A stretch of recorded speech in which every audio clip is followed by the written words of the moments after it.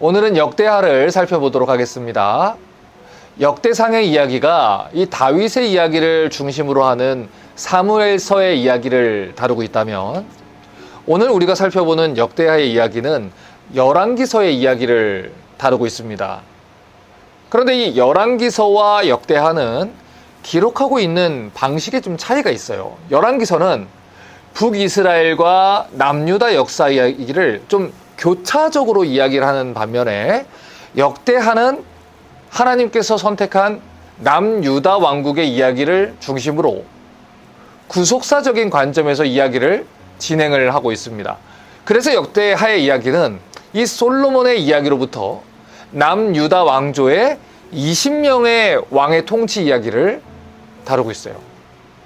바로 여기에서 이 북이스라엘 왕국과 구별된 특징이 있는데, 북이스라엘은 하나님을 떠나서 우상을 섬기고 또 하나님을 배반하는 죄악을 저지르는 가운데 왕조가 계속해서 바뀌는 비극을 경험합니다. 하지만 이 남유다는 하나님이 다윗에게 약속한 대로 다윗 왕조가 끊이지 아니하고 계속해서 이어져 왔다는 것을 보여줘요. 그러니까 역대기의 기자가 인간의 패역함과 이 대조시켜서 강조하고자 하는 내용은 하나님의 언약과 언약에 신실하신 하나님의 모습이라는 것입니다. 여러분, 우리가 열왕기서에서 배웠던 왕들의 역사가 어땠습니까? 그들은 하나님 말씀에 순종하지 않았어요. 하나님은 그들에게 신실했지만 그들은 하나님께 신실하지 않았습니다. 그럼에도 불구하고 하나님 백성들이 하나님 언약에서 떨어진 적이 있습니까? 여러분, 없습니다. 어떻게 그럴 수 있었지요? 그들이 신실해서입니까? 그들이 스스로 하나님께 돌이켜서인가요? 다 아닙니다. 성경은 결코 그렇게 얘기하지 않아요. 성경은 하나님께서 주신 언약을 하나님이 신실하게 지켜주셨기 때문에 그들의 역사가 끝이 나지 않았다고 이야기합니다. 마귀는 끊임없이 그들을 범죄하게 했어요. 바벨론에 의해 성전이 파괴되면, 바벨론의 포로로 그들이 끌려가게 되면 그것으로 다 끝이 날 것이다 생각하게 했습니다. 그래서 하나님의 백성들이 범죄하게 만들어서 하나님과의 관계가 틀어지게 만들면 그것으로 하나님과의 관계가 끝날 거라 생각했어요. 하지만 하나님의 백성들을 향한 이 하나님의 사랑은 그보다 훨씬 컸다는 겁니다. 비록 하나님 백성들이 여호와 하나님께 범죄했지만 그럼에도 불구하고 하나님은 그들에게 주신 언약을 신실하게 지켜주셨다는 거예요. 이러한 하나님의 사랑에 대해서 이사야 42장 3절은 이렇게 말합니다. 그는 외치지 아니하며 목소리를 높이지 아니하며 그 소리를 거리에 들리게 하지 아니하며. 정말 이스라엘의 역사는 상한 갈대아도 같았어요. 살짝만 힘을 줘도 부러져 버릴 것 같은 연약한 상태였고, 꺼져가는 등불과도 같았습니다.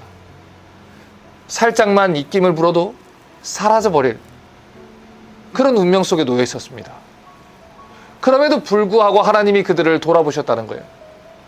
이사야 1장 8절과 9절은 말합니다. 딸 시온은 포도원의 망대같이 참외밭의 원두막같이 에어싸인 성읍같이 겨우 남았도다. 만군의 여호와께서 우리를 위해 생존자를 조금 남겨두지 아니하셨다면 우리가 소돔 같고 고모라 같았으리로다. 그들이 살아남을 수 있었던 이유가 무엇입니까? 여호와 하나님이 그들을 진멸하지 않으시고 남겨두셨기 때문이에요.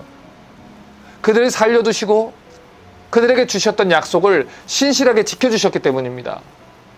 이것을 상징적으로 보여주는 것이 바로 역대하에 기록된 성전이라는 거예요. 역대하 7장 1절을 봅니다. 솔로몬이 기도를 마침에 불이 하늘에서부터 내려와 그 번제물과 제물들을 사르고 여호와의 영광이 성전에 가득하니. 처음 성전을 봉헌해서 드릴 때 하나님께서는 이 솔로몬과 백성들이 드리는 제물들을 기쁘게 받으셨어요. 그래서 하늘에서 불을 내리시고 여호와의 영광이 성전에 가득하게 해주셨습니다. 그런데 그렇게 여호와의 영광이 가득했던 성전이 어떻게 됐습니까? 바벨론에 의해서 불에 타버리고 파괴되어 버렸어요. 역대하 36장 18절과 19절을 봅니다. 또 하나님의 전의 대소 그릇들과 여호와의 전의 보물과 왕과 방백들의 보물을 다 바벨론으로 가져가고 또 하나님의 전을 불사르며 예루살렘 성벽을 헐며 그들의 모든 궁실을 불사르며 그들의 모든 귀한 그릇들을 부수고. 처음 성전이 봉헌됐을 때는 하나님의 영광과 함께 하나님이 기뻐하시는 불이 성전을 가득 채우고 있었어요. 그런데 하나님의 백성들과 왕들이 하나님께 범죄했을 때 그 성전이 어떻게 됐습니까? 이방 민족들에 의해 불에 타서 없어지게 됐다는 겁니다. 왜 하나님의 영광이 가득했던 이 솔로몬 성전이 불에 타고 파괴당해야 했죠? 하나님의 백성들의 죄 때문이에요. 그러면 이 성전의 실체가 되시는 예수님의 육신이 허물어지게 됐던 이유는 무엇입니까? 그 역시 하나님의 백성들의 죄악 때문이라는 것입니다.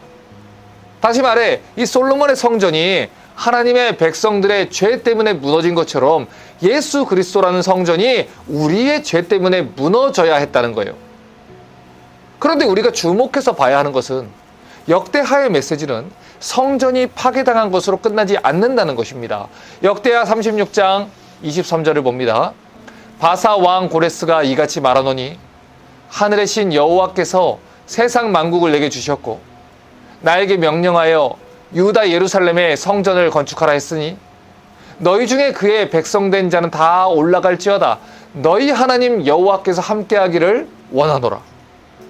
역대하의 이야기는 이 바벨론에 사로잡혀간 사람들이 다시 자유하게 되어 예루살렘으로 돌아오게 되고 새로운 성전이 건축되어지는 것으로 마무리가 됩니다. 그리고 이것은 이 복음서가 이야기하고 있는 예수 그리스도의 이야기를 미리 보여주는 거예요. 우리의 죄 때문에 예수 그리스도라는 성전이 헐려야 했습니다. 하지만 그 성전은 죽으실 뿐 아니라 사흘 만에 다시 살아나셨다는 거예요. 그래서 포로된 자에게 자유를 주셨다는 것이죠. 왜 예수님이 이 땅에 오셨습니까? 포로된 자에게 자유를 주시고 하나님을 보지 못하는 자들이 다시 하나님을 보게 하고 하나님 없이 가난하게 살아가는 영혼들을 양자로 삼으시고 다시 부유하게 만들기 위해 오셨습니다. 그런데 역대하의 이야기가 바로 그 일을 미리 예견하고 있다는 거예요. 비록 이스라엘 백성들이 범죄했지만 그래서 성전이 허물려야 했지만 하나님께서는 당신의 약속대로 다시 그들을 자유하게 하시고 성전을 재건해 주셨습니다. 그와 마찬가지로 비록 하나님 백성들이 범죄했지만 그래서 우리 성전이신 예수께서 죽으셔야 했지만 하나님은 당신이 약속하신 대로 예수를 그리스도로 보내셨다는 거예요. 그래서 우리의 모든 죄를 십자가 위에서 예수와 함께 못 박으시고 우리로 하여금 다시 한번 하나님 백성 되는 영광을 누리게 하셨다는 것입니다. 그러므로 우리는 하나님의 약속의 실체인 예수만 바라보고 예수만 의지하며 신앙생활을 해야 하는 것입니다. 이것이 바로 역대하의 메시지입니다.